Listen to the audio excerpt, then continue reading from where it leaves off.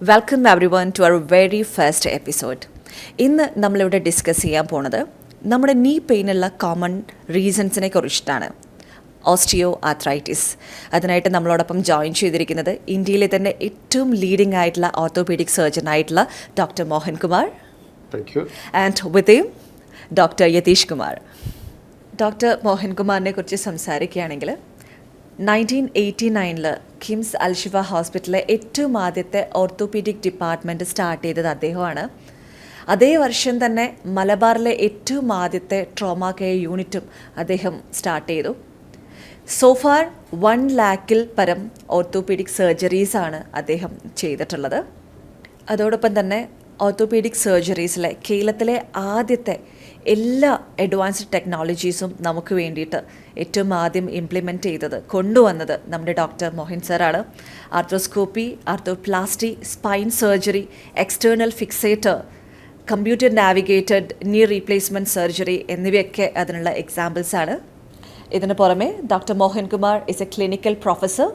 കേരളത്തിനകത്തും പുറത്തുമായിട്ട് വർക്ക് ചെയ്യുന്ന 80+ ഓർത്തോപീഡിക് സർജൻസിനെയാണ് അദ്ദേഹം ട്രെയിൻ ചെയ്തിരിക്കുന്നത്.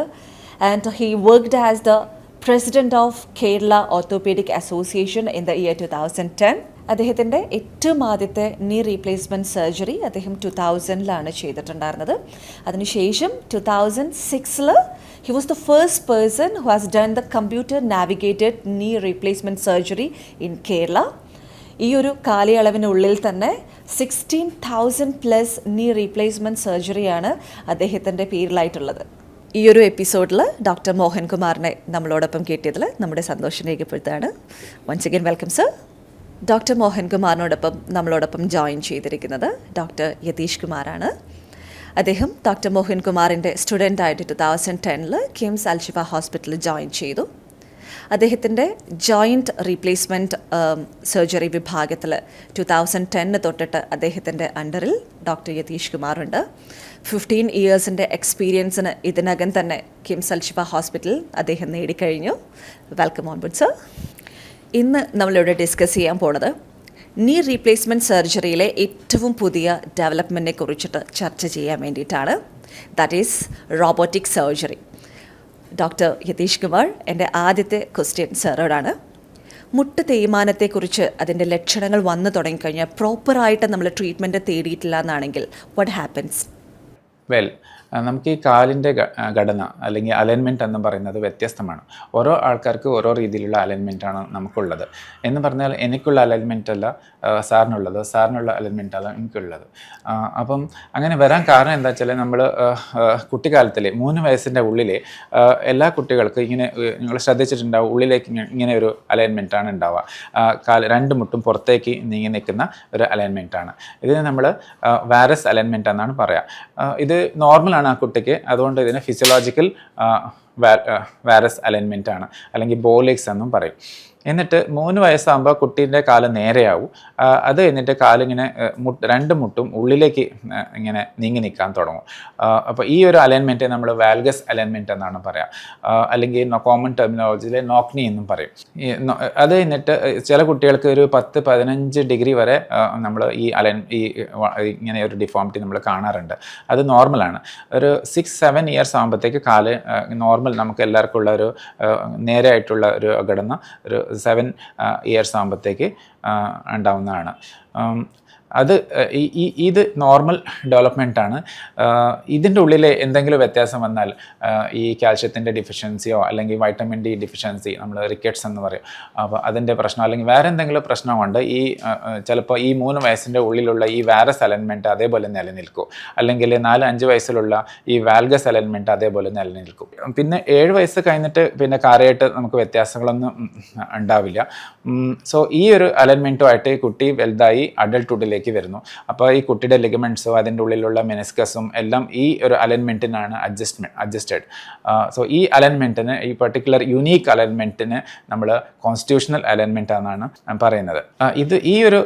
ഇതുകൊണ്ട് പ്രശ്നങ്ങൾ എന്താണെന്ന് വെച്ചാൽ, നോർമൽ ഫേവറബിൾ അലൈൻമെൻറ്റ് എന്ന് പറയുന്നത് ഈ കാലിൻ്റെ ഈ 3 ജോയിൻറ്റ്സ് ഒരേ ലൈനിൽ നിൽക്കണം. അതായത് ഹിപ്പ് ജോയിൻറ്റ്, നീ ജോയിൻറ്റ്, ആങ്കിൾ ജോയിൻറ്റ് ഒരേ ലൈനിൽ നിൽക്കണം. എന്നാലേ നമ്മൾ നടക്കുമ്പോൾ അല്ലെങ്കിൽ നമ്മുടെ ആക്ടിവിറ്റീസ് ആക്ടിവിറ്റീസ് ഓഫ് ഡെയിലി ലിവിങ്ങിൽ നമ്മുടെ ബോഡിയുടെ വെയിറ്റ് ഈ മുട്ടിൻ്റെ രണ്ട് ഭാഗത്തും ഒരേപോലെ പോകുന്നത്. ഇതിൻ്റെ ഡീവിയേഷനായിട്ട് വരുമ്പോൾ, അല്ലെങ്കിൽ വാരസ് അലൈൻമെൻറ്റോ അല്ലെങ്കിൽ വാൽഗസ് അലൈൻമെൻറ്റോ വരുമ്പോൾ നമ്മുടെ ശരീരത്തിൻ്റെ വെയിറ്റ് ഏതെങ്കിലും ഒരു ഭാഗത്തേക്കാണ് കൂടുതൽ പോവുക. നമ്മൾ കോമൺലി കാണുന്നത് ഈ വാരസ് അലൈൻമെൻറ്റാണ് നമ്മൾ ഏറ്റവും കൂടുതൽ കാണുന്നത്. അപ്പോൾ അങ്ങനെയുള്ളവർക്ക് ഈ നമ്മുടെ ബോഡിയുടെ ശരീരത്തിൻ്റെ വെയിറ്റ് ഏറ്റവും കൂടുതൽ പോകുന്ന ഈ ഉൾഭാഗത്താണ്.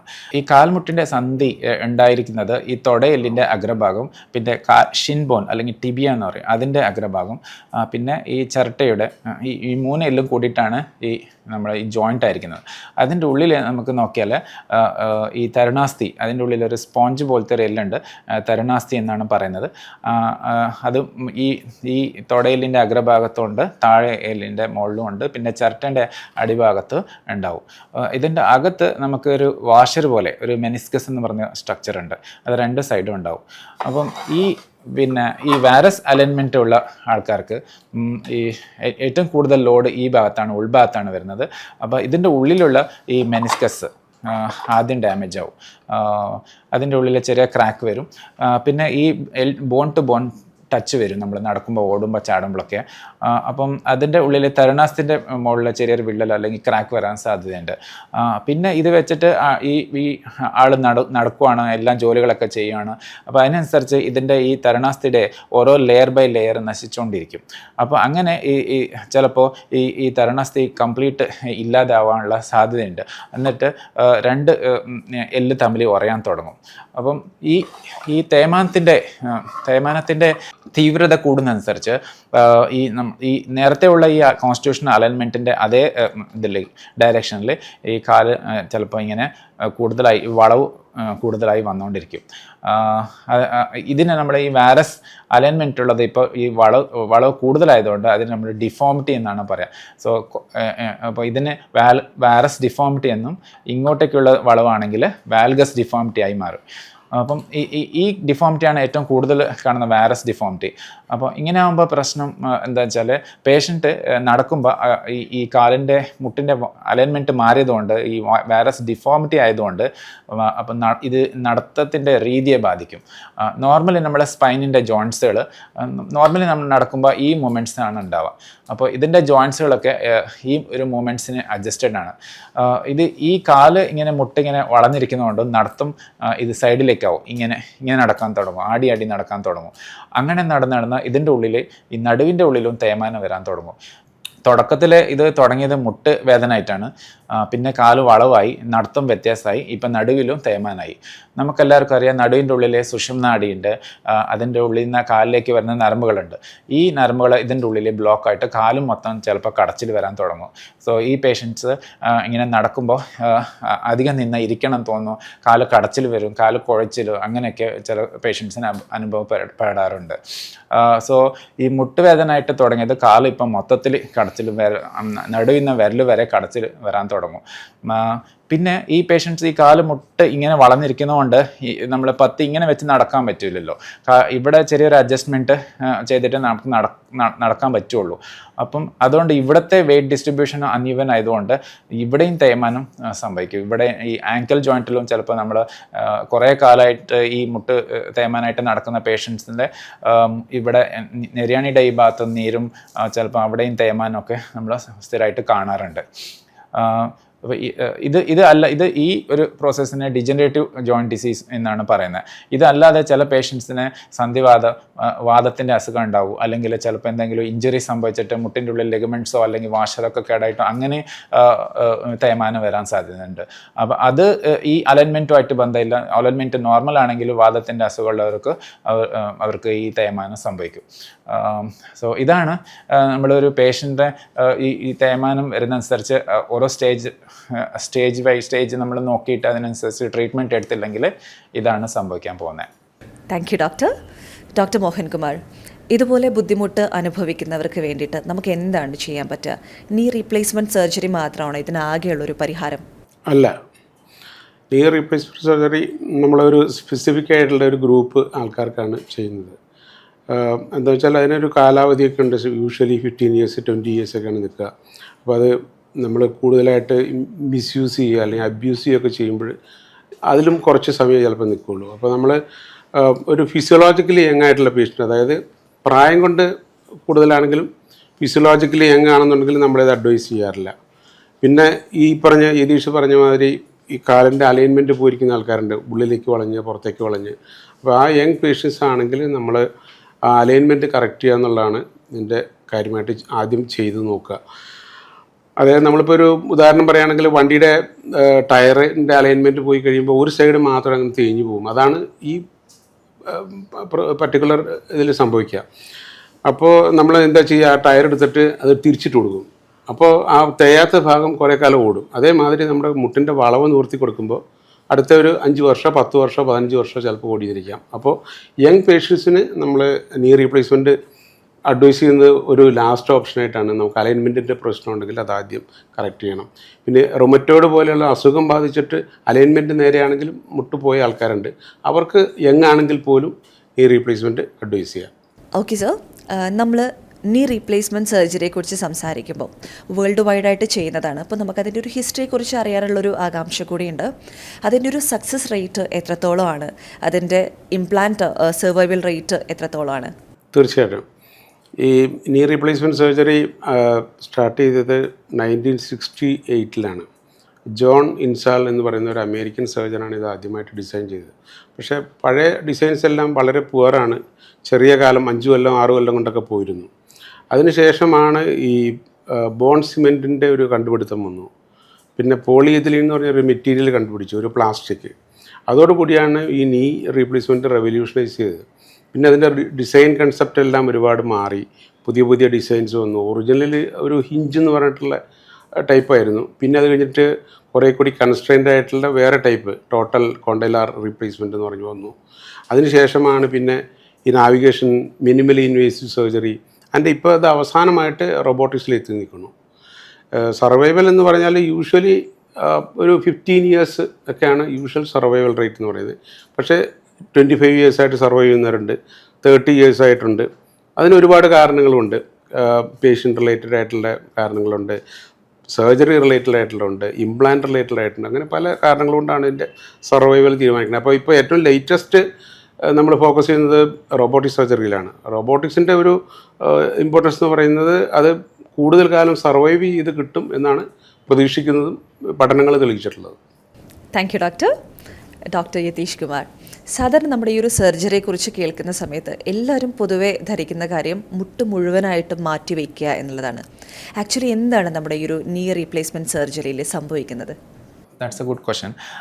ഈ നീ റീപ്ലേസ്മെൻറ്റ് സർജറിയിൽ നമ്മൾ പറഞ്ഞ പോലെ ഇത് മുഴുവൻ മാറ്റി വയ്ക്കുന്നതല്ല. നമ്മൾ ഇതിൽ പെയിൻ ഉണ്ടാവാൻ കാരണം ഈ കാർട്ടിലേജിൻ്റെ കനം കുറഞ്ഞ് അതിൻ്റെ ചിലപ്പോൾ കംപ്ലീറ്റ് കാർട്ടിലേജ് പോകുമ്പോൾ അതിൻ്റെ ഈ ബോണിൻ്റെ മുകളിലാണ് ഇതിൻ്റെ നെർവ് എൻഡിങ്സ് എന്ന് പറയുന്നത് ഉള്ളത്. അപ്പം ഈ കാർട്ടിലേജ് നമ്മൾ വെട്ടിമുറിച്ച് 2 കഷ്ണമാക്കിയാലും വേദന ഉണ്ടാവില്ല. പക്ഷേ ഈ ബോണിൻ്റെ മുകളിലുള്ള നെർവ് എൻഡിങ്സ് എക്സ്പോസ് ആകുമ്പോഴാണ് ഈ പെയിൻ വരുന്നത്. അപ്പോൾ നമ്മൾ ഈ കേടായ ഈ തരുണാസ്ഥി ആണ് നമ്മൾ നീക്കം ചെയ്യുന്നത്. അത് നീക്കം ചെയ്തിട്ട് ഇതേപോലെ ഈ ബോണിനെ പ്രിസൈസായിട്ട് അതിൻ്റെ കട്ട് അതൊന്ന് ലെവലാക്കി ഇതേപോലെ ഇംപ്ലാന്റ്സ് മെറ്റാലിക് കോട്ടിംഗ് ആണ് നമ്മൾ ചെയ്യുന്നത്. അപ്പം ഇത് 2 കോമ്പനൻറ്റ്സ് ഉണ്ട്. ഈ തുടയെല്ലിൻ്റെ അഗ്രഭാഗം റീപ്ലേസ് ചെയ്യാൻ വേണ്ടിയിട്ട് നമ്മൾ ഈ ഫിമറൽ കോമ്പനൻറ്റ് എന്ന് പറഞ്ഞ കോമ്പനൻറ്റാണ് യൂസ് ചെയ്യുന്നത്. അതേപോലെ താഴത്തെ ഈ ടിബിയൽ അതായത് ഷിൻ ബോൺ ടിബിയ എന്ന് പറയും. അപ്പോൾ അതിൻ്റെ മോൾ ഭാഗം റീപ്ലേസ് ചെയ്യാൻ വേണ്ടിയിട്ട് നമ്മൾ ഇതേപോലെ മെറ്റൽ കോമ്പനൻറ്റ് ടിബിയൽ കോമ്പനൻറ്റാണ് വെച്ചിട്ടാണ് റീപ്ലേസ് ചെയ്യുന്നത്. അപ്പോൾ അതിൻ്റെ ഇടയ്ക്ക് ഒരു സാറ് പറഞ്ഞ പോലെ ഒരു പോളി എത്തിലീൻ എന്ന് പറഞ്ഞ ഒരു സോഫ്റ്റ് മെറ്റീരിയൽ ഉണ്ട്. അത് ഇത് 2 കോമ്പനൻറ്റിൻ്റെ ഇടയ്ക്ക് ഇരിക്കും. അപ്പോൾ നമ്മൾ ഇപ്പോൾ പുതിയ റീപ്ലേസ് നീ ഇതേപോലെ ഇറെഗുലർ ആയിട്ടുള്ള ഈ കേടായ കാർട്ടിലേജ് ഒക്കെ മാറിയിട്ട് ഒരു സ്മൂത്ത് സർഫേസായി മാറുന്നു. അപ്പോൾ ഇതാണ് നമ്മൾ പുതിയ സർഫേസ്. നമ്മൾ ആക്ച്വലി റീപ്ലേസ് ചെയ്യുന്നത് ഇതിൻ്റെ സർഫേസ് മാത്രമാണ് റീപ്ലേസ് ചെയ്യുന്നത്. ചില പേഷ്യൻസിന് ഈ ചിരട്ടൻ്റെ താഴെയുള്ള ഈ ഇവിടെ തരുണാസ്ഥി ഉണ്ട്, അതും കൂടുതലായിട്ട് കേടായിട്ടുണ്ടാവും. ചിലപ്പോൾ അതിനെയും നമ്മൾ ഈ പോളിയെത്തിലിൻ്റെ ഒരു ബട്ടൺ വെച്ചിട്ട് റീപ്ലേസ് ചെയ്യും. സോ ആക്ച്വലി ഇത് നമ്മൾ ഇതിൻ്റെ കോട്ടിങ് മാത്രം മാറുള്ളൂ. പിന്നെ അതിൻ്റെ മുകളിലാണ് ഇനി പേഷ്യൻ്റ് നടക്കാൻ പോകുന്നത്. ഈ കാലിൻ്റെ മസിൽസും ചിരട്ട ഇതൊക്കെ പേഷ്യൻറ്റിന് തന്നെയാണ്. ജസ്റ്റ് നമ്മൾ ആ കോട്ടിങ് മാത്രം നമ്മൾ റീപ്ലേസ് ചെയ്ത് പുതിയ കോട്ടിങ് ആക്കി കൊടുക്കുക ചെയ്യാം. Thank you doctor. Next doctor Mohit Kumar, സർജറിക്ക് ശേഷം പെയിന് എന്താണ് സംഭവിക്കുന്നത്? ഒരു പെയിൻ റിലീഫ് എങ്ങനെയാണ് നമ്മുടെ പേഷ്യൻസിന് കിട്ടുന്നത്? ഈ ക്വസ്റ്റിന് ആൻസർ ചെയ്യുന്നതിന് മുമ്പായിട്ട് നമ്മൾ പെയിൻ എന്തുകൊണ്ട് ഉണ്ടാകുന്നു എന്നാണ് അറിയേണ്ടത്. പെയിൻ ഉണ്ടാകുന്നതിൻ്റെ പല കാരണങ്ങളുണ്ട്. ഒരു കാരണം അതിൻ്റെ കാർട്ടിലേജ് പോകുന്നു, അതിൻ്റെ അടിയിലുള്ള നെർവ് എൻഡിങ്സ് എക്സ്പോസ്ഡ് ആവുന്നു, ബോൺ തമ്മിൽ കൂട്ടിമുട്ടുന്നു. അപ്പോൾ അതിൻ്റെ ഉള്ളിൽ നിന്നുള്ള പെയിൻ നമ്മൾ അനുഭവിക്കുന്നു. കാരണം തരുണാസ്ഥി എന്ന് പറയുന്നതിന് നെർവ് സപ്ലൈ ഇല്ല, ബ്ലഡ് സപ്ലൈ ഇല്ലാത്തൊരു ബോഡിയിലുള്ള ഒരു ഓർഗനാണ്. അപ്പോൾ അതിന് ഡാമേജ് വന്നു കഴിഞ്ഞാൽ ഒരു പ്രശ്നം എന്ന് വെച്ചാൽ അത് റീപ്ലേസ് ചെയ്ത് വരുന്നത്, ഇതിൻ്റെ പേര് ഹൈലൈൻ കാർട്ടിലേജ് എന്നാണ്. പക്ഷേ റീപ്ലേസ് ചെയ്ത് വരുന്ന സാധനം, ഒരു ഇഞ്ചുറി പറ്റിയാൽ വരുന്ന സാധനം അതിലേക്കാളും വളരെ ക്വാളിറ്റി കുറഞ്ഞ ഫൈബ്രോ കാർട്ടിലേജ് എന്ന് പറയുന്ന ഒരു സാധനമാണ്. പക്ഷേ അത് പെയിൻ ഉണ്ടാക്കും. അപ്പോൾ അതാണ് പെയിൻ ഉണ്ടാക്കുന്നതിൻ്റെ ഒരു കാരണം. രണ്ടാമത്തെ കാരണം എന്ന് വെച്ചാൽ ഇങ്ങനെ ഒരു പ്രോസസ്സ് അവിടെ നടന്നുകൊണ്ടിരിക്കുമ്പോൾ, അല്ലെങ്കിൽ ഇപ്പോൾ അലൈൻമെൻറ്റ് ശരിയായിട്ടില്ല എന്നുണ്ടെങ്കിൽ, അപ്പോൾ നാച്ചുറലി ഈ ബോഡി അതിൻ്റെ ഉള്ളിലൊരു സൈനോവിയം എന്ന് പറഞ്ഞിട്ട് കവറിങ് ഉണ്ട്. ആ കവറിങ്ങിൻ്റെ ഉള്ളിൽ നിന്ന് ഒരുപാട് ഫ്ലൂയിഡ് ഉണ്ടാവും. അപ്പോൾ മുട്ടിൻ്റെ അകത്ത് ഫ്ലൂയിഡ് നിറയും. അപ്പോൾ അതുകൊണ്ട് പെയിൻ വരും. അതിൻ്റെ ചുറ്റുമുള്ള ക്യാപ്സ്യൂൾ എന്ന് പറഞ്ഞിട്ടുണ്ട്, അതൊക്കെ സ്ട്രെച്ച് ആവും, അതുകൊണ്ട് പെയിൻ വരും. അപ്പോൾ പെയിൻ വരുന്നത് കാർട്ടിലേജിൽ നിന്ന് മാത്രമല്ല, അതിൻ്റെ ചുറ്റുമുള്ള മുട്ടിൻ്റെ ഉള്ളിലുള്ള പല സാധനങ്ങളും ഇൻഫ്ലെയിംഡ് ആവുന്നതുകൊണ്ട് അതിൻ്റെ ഉള്ളിൽ നിന്ന് വരുന്ന പെയിനും കൂടി ഉണ്ടാവും. അപ്പോൾ നമ്മൾ റീപ്ലേസ്മെൻറ്റ് കഴിയുന്നതോടുകൂടി ഈ നെർവ് എൻഡിങ്സ് തമ്മിലുള്ള ടച്ചിങ്ങും എല്ലാം മാറുകയാണ്. നമ്മൾ കാർട്ടിലേജും അവിടെ ഇല്ല. അപ്പോൾ ഈ മെറ്റീരിയൽ തമ്മിലുള്ള കോണ്ടാക്റ്റാണ് പിന്നെ ഉണ്ടാകുന്നത്. അപ്പോൾ ആ പെയിൻ എല്ലാം പോയി. പിന്നെ ഈ സൈനോവിയം എന്ന് പറയുന്നതിനകത്തുള്ള റിയാക്ഷൻ എല്ലാം പോവും, ലിഗമെൻറ്റ്സ് എല്ലാം നോർമലായി.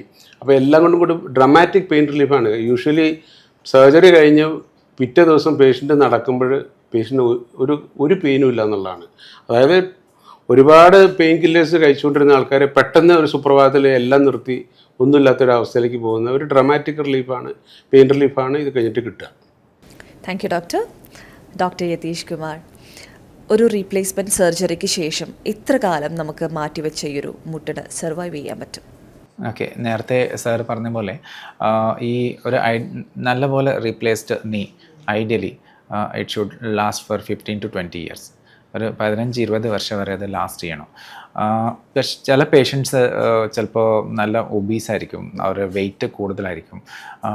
പിന്നെ ചിലപ്പോൾ ഇത് കഴിഞ്ഞിട്ട് വെരി റെയർലി ചില പേഷ്യൻസ് വീണിട്ടോ എന്തെങ്കിലും സംഭവിച്ചിട്ട് ചെറിയ ഫ്രാക്ചർ ഉണ്ടാവുക, അല്ലെങ്കിൽ അതിൻ്റെ ഉള്ളിൽ വെരി റെയർലി ഒരു ഇൻഫെക്ഷൻ അല്ലെങ്കിൽ അണുബാധ ഉണ്ടാവാൻ സാധ്യതയുണ്ട്. അങ്ങനെയൊക്കെ വരികയാണെങ്കിൽ അതിൻ്റെ കാലാവധി ഗണ്യമായിട്ട് കുറയും. സോ യൂഷ്വലി ഒരു നല്ല റീപ്ലേസ്മെൻറ്റ് ചെയ്ത് കഴിഞ്ഞാൽ ഒരു 15 to 20 years എന്തായാലും വരണം, അത് നിൽക്കണം. അതുകൊണ്ടാണ് നമ്മൾ ഈ റീപ്ലേസ്മെൻറ്റ് സർജറി നമ്മൾ കൂടുതൽ അഡ്വൈസ് ചെയ്യുന്ന മിനിമം ഒരു 55 years ആകുമ്പോഴാണ്. സോ ദാറ്റ് ഒരു 60-70 years ആകുമ്പോഴത്തേക്ക് അവരുടെ ആവശ്യങ്ങൾ കുറയും. അപ്പോൾ ഇത് കുറേ കാലം നിൽക്കും. 15 അല്ല ചിലപ്പോൾ 20 years വരെ നിന്ന ആൾക്കാർ നമുക്ക് ഉണ്ട്. മോഹൻ സർ, സർജറിക്ക് ശേഷം മുട്ടിൻ്റെ ദൈർഘ്യം, നമ്മൾ മാറ്റിവെച്ച മുട്ടിൻ്റെ ദൈർഘ്യം എന്തൊക്കെ കാര്യങ്ങളെയാണ് ഡിപ്പെൻഡ് ചെയ്തിരിക്കുന്നത്?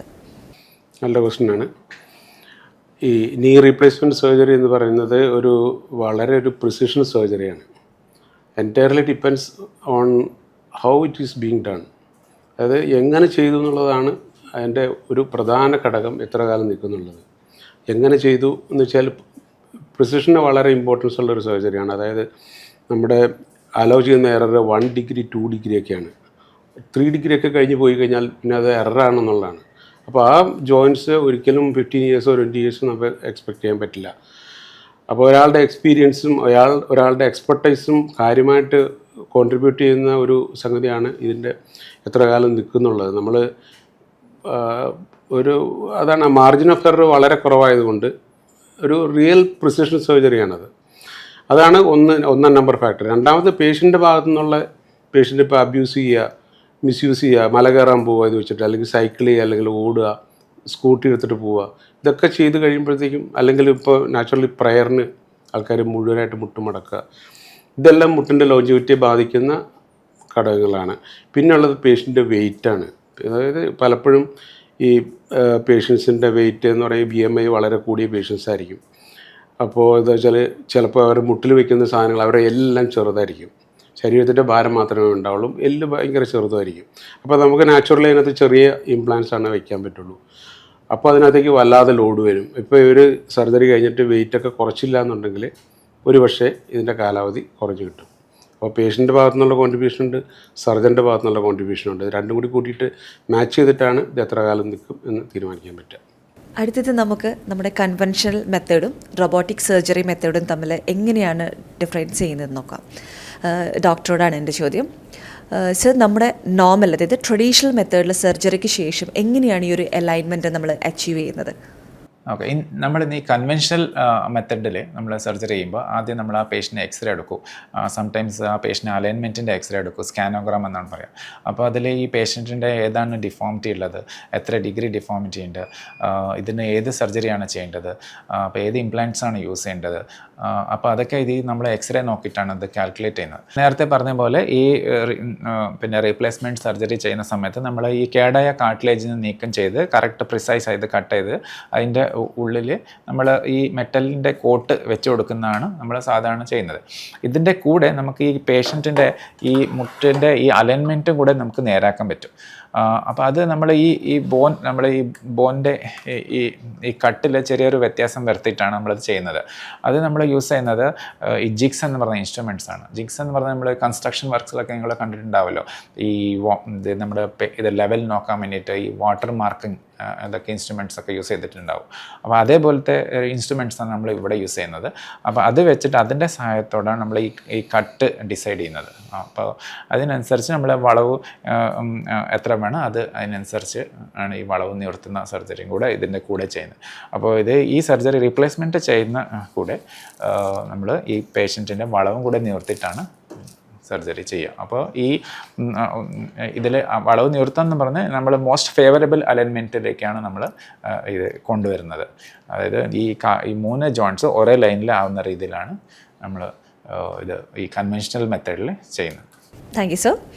ഡോക്ടർ മോഹനോടാണ്. സർ, നമ്മുടെ റോബോട്ടിക് സർജറിയിലാണെങ്കിൽ എങ്ങനെയാണ് നമ്മുടെ ഈ ഒരു നീ റീപ്ലേസ്മെൻറ്റ് ചെയ്യുന്നത്? റോബോട്ടാണോ സർജറി ചെയ്യുന്നത്? എങ്ങനെയാണത് ഡിഫറെൻ്റ് ആയിരിക്കുന്നത്? തീർച്ചയായിട്ടും സാധാരണക്കാരൻ ചോദിക്കുന്ന ഒരു ചോദ്യമാണത്. എല്ലാവരും സാധാരണക്കാർ വിചാരിക്കുന്നതും അതുതന്നെയാണ്. നമ്മൾ റോബോട്ടിനെ തിയേറ്ററിൻ്റെ ഉള്ളിലേക്ക് കയറ്റി വിട്ടിട്ട് റോബോട്ട് സർജറി ചെയ്ത് പേഷ്യൻറ്റിനെ പുറത്തേക്ക് ഇറക്കി വിടുന്നു എന്നാണ്. തീർച്ചയായിട്ടും തെറ്റാണത്. റോബോട്ട് എന്ന് പറഞ്ഞാൽ അതൊരു സർജൻ്റെ ഒരു എക്സ്റ്റെൻഡഡ് ആം എന്ന് മാത്രമേ പറയാൻ പറ്റുള്ളൂ. നമ്മൾ പേഷ്യൻ്റെ സർജറിക്ക് മുമ്പായിട്ട് സ്കാനിന് വിധേയമാക്കിയിട്ട് പേഷ്യൻ്റെ എല്ലാ ഡീറ്റെയിൽസും സ്കാനിൽ കൂടി കമ്പ്യൂട്ടറിന് ഫീഡ് ചെയ്തിട്ട് അപ്പോൾ തലേ ദിവസം തന്നെ തീരുമാനിക്കും എന്താണ് പേഷ്യൻ്റെ അലൈൻമെൻറ്റ് വേണ്ടത്, എന്താണ് പേഷ്യൻ്റെ കട്ട്സ് വരിക, എന്താണ് ഈ ഇംപ്ലാന്റ് യൂസ് ചെയ്യുക, എല്ലാം തലേ ദിവസം തന്നെ കമ്പ്യൂട്ടറിൽ തീരുമാനിച്ച് വെച്ചിട്ടുണ്ടാവും. ഇതെല്ലാം റോബോട്ടിൻ്റെ അകത്തേക്ക് ഫീഡ് ചെയ്യും. എന്നിട്ട് നമ്മൾ തുറന്ന് എക്സ്പോസ് ചെയ്ത് എല്ലാം കൊടുത്ത് കമ്പ്യൂട്ടർ നമ്മളെ ഡയറക്റ്റ് ചെയ്യും. നമ്മുടെ കട്ട്സ് എവിടെ വേണം, അല്ലെങ്കിൽ നമ്മളെ എത്ര ബാലൻസ് ചെയ്യണം, എല്ലാം ഇങ്ങോട്ട് ഡയറക്റ്റ് ചെയ്യും. അപ്പോൾ ഒരു കമ്പ്യൂട്ടറും സർജനും കൂടിയിട്ടുള്ള ഒരു ഇൻട്രാക്ഷനാണ് ആക്ച്വലി നടക്കുന്നത്. ഞാൻ ആദ്യം പറഞ്ഞ മാതിരി പ്രിസിഷനാണല്ലോ ഇതിൻ്റെ ലോഞ്ചിവിറ്റി തീരുമാനിക്കുന്നത്, എത്ര കാലം നിൽക്കുമെന്ന് തീരുമാനിക്കുന്നത്. അതായതുകൊണ്ട് പ്രിസിഷൻ ഒരു 1 ഡിഗ്രി 2 ഡിഗ്രി എന്നൊക്കെ പറഞ്ഞാൽ ഹ്യൂമൻലി ഇമ്പോസിബിൾ ആണ്. 1 ഡിഗ്രിയും 2 ഡിഗ്രിയും കൂടി തിരിച്ചറിയാനായിട്ട് ആർക്കും പറ്റില്ല, ഒരു ജിഗ് ഉപയോഗിച്ചാൽ പോലും പറ്റില്ല. പക്ഷേ കമ്പ്യൂട്ടറിന് അറിയാം ആ 1 ഡിഗ്രിയുടെ ഉള്ളിലോ അല്ലെങ്കിൽ 0 ഡിഗ്രിയിലേക്ക് ഇത് കൊണ്ടുവന്നിട്ട് അപ്പോൾ ആ പെർസെൻറ്റേജ് ഓഫ് എറർ ഓൾമോസ്റ്റ് 0യിലേക്ക് നെയിൽ ഡൗൺ ചെയ്യാനായിട്ട് പറ്റും എന്നുള്ളതാണ് ഈ റോബോട്ടിൻ്റെ ഏറ്റവും വലിയ അഡ്വാൻറ്റേജ്. പിന്നെ റോബോട്ട്സാണ് കട്ട്സൊക്കെ എടുക്കുന്നത്. അതിനു മുമ്പുള്ള കുറേ കാര്യങ്ങളൊക്കെ നമ്മൾ ചെയ്ത് കൊടുക്കേണ്ടി വരും. പക്ഷേ ഫൈൻ ട്യൂണിങ് എല്ലാം റോബോട്ടായിരിക്കും. അപ്പോൾ പിന്നെ രണ്ടാമത്തെ കാര്യം വെച്ചാൽ റോബോട്ടിക് ആയിട്ട് ചെയ്യുമ്പോൾ നമ്മൾ ഈ ജിഗ്സ് ഒന്നും ഉപയോഗിക്കാത്തതുകൊണ്ട് അതിൻ്റെ അകത്ത് ഒരുപാട് മിഡിലിംഗ് ഉണ്ട്, അതൊക്കെ ഒഴിവാക്കി കിട്ടും. അപ്പോൾ നാച്ചുറലി പോസ്റ്റ് ഓപ്പറേറ്റീവ് പെയിൻ കുറവായിരിക്കും, പിന്നെ ബ്ലഡ് ലോസ് കുറവായിരിക്കും, പിന്നെ നമ്മൾ ലിഗമെൻറ്റ്സ് ഒന്നും വല്ലാതെ ഡിസ്റ്റർബ് ചെയ്യില്ല ഇതിനകത്ത്. അപ്പോൾ അത് വരുന്നതുകൊണ്ട് തന്നെ പേഷ്യൻ്റ് പെയിൻ ഉണ്ടാവില്ല, പെയിൻ വളരെ കുറവായിരിക്കും, കൺവെൻഷണൽ സർജറിയേക്കാളും കുറവായിരിക്കും. ഏറ്റവും പ്രധാനമായിട്ട് പറയുന്നത് ലോഞ്ചിവിറ്റിയാണ്. അതായത് 20 കൊല്ലം നിൽക്കുന്നുള്ളത് ഇനിയിപ്പോൾ എക്സ്പെക്ട് ചെയ്ത് 30 കൊല്ലം ഒക്കെ നിന്ന് കഴിഞ്ഞാൽ ഭാഗ്യമാണല്ലോ ശരിക്കും പേഷ്യൻറ്റിന്. അപ്പോൾ നമുക്ക് കുറച്ചും കൂടി ഒരു യങ്ങർ ആയിട്ടുള്ള പേഷ്യൻസിന് ചെയ്യാൻ പറ്റും. ഇതാണ് റോബോട്ടിൻ്റെ അഡ്വാൻറ്റേജ്. യതി സർ, റോബോട്ടിക് സർജറിക്ക് ശേഷം നമ്മുടെ പേഷ്യൻസിന് എന്താണ് അവരുടെ കംഫർട്ട് ലെവലിന് എന്തെങ്കിലും മാറ്റം നമ്മുടെ ട്രഡീഷണൽ മെത്തേഡിൽ നിന്നും തോന്നുന്നുണ്ടോ? യെസ്, ഇത് സാർ നേരത്തെ പറഞ്ഞ പോലെ റോബോട്ട് യൂസ് ചെയ്തിട്ട് നമുക്ക് ഇതിൻ്റെ അലൈൻമെൻറ്റ് ഭയങ്കര പെർഫെക്റ്റ് ആയിട്ട് ആക്കി കൊടുക്കാൻ പറ്റും. വാട്ട് എവർ വി ഡിസൈഡ് അത് നമുക്ക് പേഷ്യന് കൊടുക്കാൻ പറ്റും. നോർമൽ കൺവെൻഷണൽ ടെക്നിക്കിൽ സാറ് പറഞ്ഞ പോലെ നമ്മൾ ഹ്യൂമൻ എറർസ് ഉണ്ടാവും. 2 to 3 degree of human errors നമുക്ക് we miss it. For example നമ്മളിതിപ്പോൾ ഇതൊരു നമ്മൾ കണ്ണുകൊണ്ട് കണ്ട ഇതൊരു 90 ഡിഗ്രിയാണ്. നമ്മൾ ചിലപ്പോൾ ഇത് 88 ഡിഗ്രി ആവാം, അല്ലെങ്കിൽ 92 ഡിഗ്രി. അപ്പോൾ ആ ഒരു 2 ഡിഗ്രി വ്യത്യാസം എപ്പോഴും നമ്മൾ കണ്ണിൽ നോക്കുമ്പോൾ ഉണ്ടാവും. ആ ഒരു ഹ്യൂമൻ എറർ നമുക്ക് റോബോട്ടിൽ ഒഴിവാക്കിയിട്ട് നമ്മൾ എന്താണ് പ്രീ ഓപ്പറേറ്റീവ്ലി ഡിസൈഡ് ചെയ്തിരിക്കുന്നത് അത് നമുക്ക് പേഷ്യന് കൊടുക്കാൻ പറ്റും. ഇത് അലൈൻമെൻറ്റിൻ്റെ. പിന്നെ രണ്ടാമത്തെ ഇതിൻ്റെ ഏറ്റവും വലിയ വേറൊരു ഗുണമുണ്ട്. അതായത് ഞാൻ നേരത്തെ പറഞ്ഞ പോലെ കോൺസ്റ്റിറ്റ്യൂഷണൽ അലൈൻമെൻറ്റ് എന്ന് പറഞ്ഞാൽ ഓരോ ആൾക്കാരുടെ അലൈൻമെൻറ്റ് വേറെ വേറെയാണ്. അപ്പം ഈ ഒരു ആൾ ചെറുപ്പം തൊട്ടേ ഈ ഒരു അലൈൻമെൻറ്റായിട്ടും അഡ്ജസ്റ്റഡ് ആണ്. നമ്മൾ ഇത് സർജറി ചെയ്ത് കഴിയുമ്പോൾ നമ്മൾ ഈ കാല് ചെറുതായിട്ട് വളവ്, നേരത്തെ സൂചിപ്പിച്ച പോലെ വളവുണ്ടാവുമല്ലോ, ആ വളവ് നിവർത്തിയിട്ടാണ്, നേരെയാക്കിയിട്ടാണ് കൺവെൻഷണൽ മെത്തേഡിൽ ചെയ്യുക. അപ്പോൾ ആ പേഷ്യൻ്റെ അലൈൻമെൻറ്റ് നമ്മൾ മാറ്റി പുതിയ അലൈൻമെൻറ്റ് വെച്ച് കൊടുക്കുക ചെയ്യുക.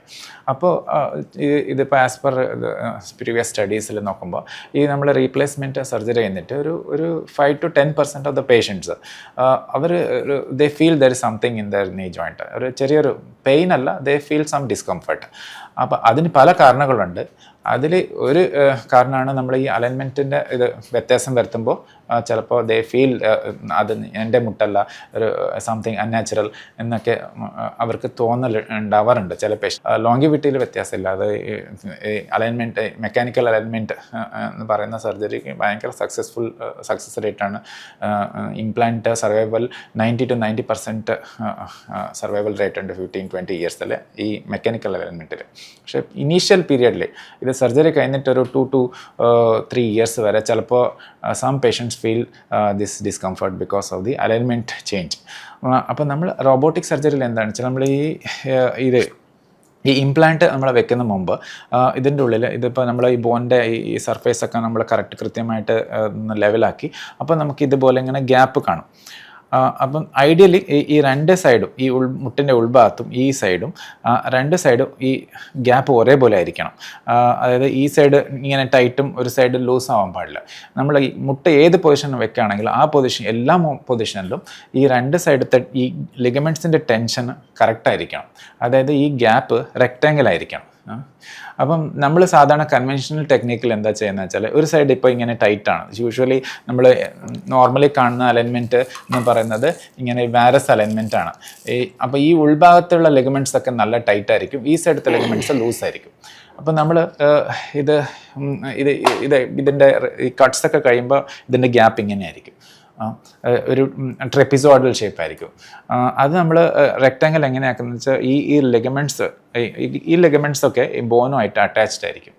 അപ്പോൾ അത് നമ്മൾ സർജിക്കലി ഈ ലെഗമെൻറ്റ്സിനെ പിന്നെ ബോനിൻ്റെ മുകളിൽ നിന്ന് ചെറുതായിട്ടൊന്ന് വിടിച്ചു കൊടുക്കും. വിടിച്ചു കൊടുക്കുമ്പോൾ ഇത് മെല്ലെ ലൂസായിട്ട് ആണ് ഈ ഗ്യാപ്പ് റെക്റ്റാങ്കിൾ ആവുന്നത്. അതാണ് നമ്മൾ കൺവെൻഷണൽ ടെക്നിക്കിൽ ചെയ്യുന്നത്. പക്ഷേ ഇത് റോബോട്ടിക്സിൽ വരുമ്പോൾ നമ്മൾ ഈ ലിഗമെൻറ്റ്സിനെ അധികം ടച്ച് ചെയ്യാതെ ഈ ഇംപ്ലാന്റിൻ്റെ പൊസിഷൻ, അതിപ്പം ഫോർ എക്സാമ്പിൾ ഇതിപ്പം ഈ സൈഡ് ടൈറ്റാണ്, ഈ സൈഡ് ലൂസാണ്. അപ്പോൾ നമ്മൾ ഈ ഇംപ്ലാന്റിൻ്റെ പൊസിഷൻ ചെറുതായിട്ട് മാറ്റം വരുത്തിയിട്ട് ലിഗമെൻറ്റ്സിനെ അധികം ടച്ച് ചെയ്യാതെ ഇത് റെക്റ്റാങ്കിൾ ആക്കാൻ പറ്റും. ആ ഒരു 1 or 2 ഡിഗ്രി പ്രിസിഷൻ നമുക്ക് കൺവെൻഷണൽ മെത്തേഡിൽ ചെയ്യാൻ പറ്റില്ല. സോ ഈ ഡയറക്ഷൻ മാത്രമല്ല, ഇതിൻ്റെ പല ഡയറക്ഷനിലും നമുക്ക് 1 or 2 ഡിഗ്രി ഇത് നമ്മൾ ഈ അലൈൻമെൻറ്റിനെ അധികം ബാധിക്കാതെ രീതിയിൽ നമുക്ക് ഇത് ചെയ്യാൻ പറ്റും. അതാണ് ഇതിൻ്റെ ഏറ്റവും വലിയ അഡ്വാൻറ്റേജ്. സോ നമ്മൾ ലിഗമെൻറ്റ്സ് അധികം ടച്ച് ചെയ്യാത്തതുകൊണ്ട് immediately post surgery patient feels very natural. അവർക്ക് നേരത്തെയുള്ള അലൈൻമെൻറ്റ് ഇപ്പം ഉള്ളതുപോലെ ദ ഫീൽ. അതുകൊണ്ട് ഇതൊരു പെയിൻ കുറയാനുള്ള ഒരു കാരണം ഇതാണ്. Thank you sir. അപ്പോൾ ഇതിൻ്റെ ഏറ്റവും ഇമ്പോർട്ടൻ്റ് ആയിട്ടുള്ള നമ്മുടെ പേഷ്യൻസിന് എല്ലാവർക്കും അറിയണമെന്ന് ആഗ്രഹം ഉണ്ടാകുന്ന ഒരു കാര്യത്തിലേക്കാണ് നമ്മൾ പോകുന്നത്. ഇതിൻ്റെ കോസ്റ്റ്, നമ്മുടെ റോബോട്ടിക് സർജറിയുടെ കോസ്റ്റ് എത്രത്തോളമാണ് എന്നുള്ളത്. മോയിൻ സർ. തീർച്ചയായിട്ടും ഒരു പുതിയ ടെക്നോളജി വരുമ്പോൾ നാച്ചുറലി അതിനകത്ത് ഒരുപാട് ഇൻവെസ്റ്റ്മെൻറ്റ് ഉണ്ടാവും. ഇപ്പോൾ ഒരു റോബോട്ട് എന്ന് പറയുന്ന ഒരു 4 to 4.5 crores ഇൻവെസ്റ്റ്മെൻറ്റ് വരുന്നൊരു ഇതാണ് ഒന്ന്. രണ്ടാമതെന്ന് വെച്ചാൽ കുറേ റിക്കറൻ്റ് എക്സ്പെൻഡിച്ചേഴ്സ് വരും. അതായത് അതിൻ്റെ ഉപയോഗിക്കുന്ന ബർറ് അതൊക്കെ നമുക്ക് ഒരു പേഷ്യൻ്റ് യൂസ് ചെയ്ത് വീണ്ടും യൂസ് ചെയ്യാൻ പറ്റില്ല. അതിൻ്റെ ഡ്രൈപ്സ്, പിന്നെ അതിൻ്റെ ട്രാക്കിംഗ് ബോൾസ് ഉണ്ട്. അപ്പോൾ ഈ സാധനങ്ങളെല്ലാം റീപ്ലേസ് ചെയ്തുകൊണ്ടിരിക്കേണ്ടി വരും. അപ്പോൾ യൂഷ്വലി അറൗണ്ട് ഒരു നമ്മുടെ കൺവെൻഷണൽ നീ വെച്ചിട്ട് നോക്കിയാൽ ഒരു 50,000-60,000 എക്സ്ട്രാ പേയ്മെൻറ്റ് വരും പേഷ്യൻറ്റിന്. ഇതാണ് എക്സ്ട്രാ കോസ്റ്റ് വരുന്നത്. അതുപോലെ നമ്മൾ ഇതിൽ സർജറിയിൽ 2 സർജറിയിലാണെങ്കിലും യൂസ് ചെയ്യുന്ന കമ്പോണൻസ് ഒക്കെ മെറ്റീരിയൽസ് ഒക്കെ സെയിം തന്നെയാണോ? തീർച്ചയായിട്ടും നമ്മൾ സെയിം കമ്പോണൻസാണ് കൺവെൻഷണൽ ആണെങ്കിലും റോബോട്ടിക് ആണെങ്കിലും വയ്ക്കുന്നത്. ഓൺലി തിങ് ഞാൻ പറഞ്ഞല്ലോ പ്രിസിഷനും അങ്ങനെയുള്ള കാര്യങ്ങൾക്ക് വേണ്ടിയിട്ടാണ് ഈ റോബോട്ടിൻ്റെ ഉപയോഗം വരുന്നത്. കമ്പോണൻസ് സെയിം ആണ്. So yes, that was truly an enlightening discussion. So, അപ്പോൾ ഒരിക്കൽ കൂടി ഒരു ബിഗ് താങ്ക്സ് അറിയിക്കുകയാണ് doctor Mohan Kumar and doctor Yatheesh Kumar for spending time with us.